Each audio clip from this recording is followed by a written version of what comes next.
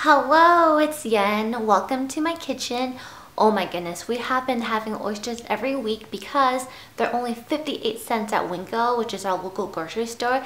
It is super easy to make and is so yummy. So thought I would share with you how we prep it, how we eat it, how we cook it. So let's get cooking. First, you'll want to preheat your oven 425 degrees on broil. Then you'll want to wash and scrub the oysters. That's right, scrub them.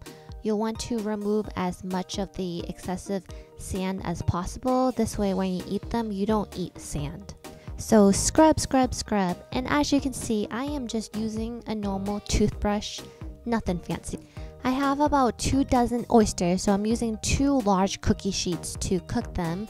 As you can see, I am lining the cookie sheets with some aluminum foil. Highly recommend this.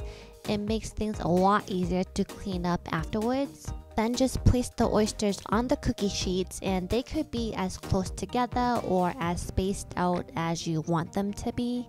The trick here is make sure you place them down strategically so that you're able to retain as much of the juice as possible.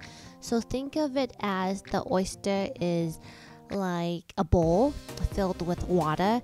You don't want to flip it upside down or else all the water is going to spill out. So you want to make sure the bowl is standing right side up so all the juice is retained in there. Then just pop them in your preheated oven, and if you have 2 cookie sheets, it is ideal to have them side by side. This way it ensures that they cook at the same time and they'll be ready at the same time. You'll want to cook between 7 to 12 minutes, really depends on how big and how many oysters you have, 2 trays or just 1, side by side or not. And of course, your preference for how well done you like the oysters. I feel like the heat breaks the shell apart when the oysters are cooked, which makes opening them all the way such a breeze. Just look for a crack between the 2 shells. If you have an oyster shucking knife, perfect. If not, a sturdy metal fork or a butter knife works. Just stick it through the crack and pry it open. Some require very little effort, but some are a little stubborn. Since they're so hot, I recommend using a paper towel to help hold them down. For as long as I can remember, my absolute favorite go-to sauce for seafood is lime and salt and pepper.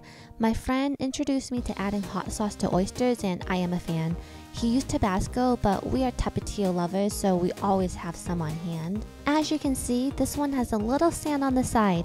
Just want to show you the importance of washing and scrubbing the shells. Nevertheless, let me devour this juicy oyster by sprinkling some salt and pepper, squeezing some lime, and pouring a few drops of Tapatio. Oh yeah, now that's what I'm talking about.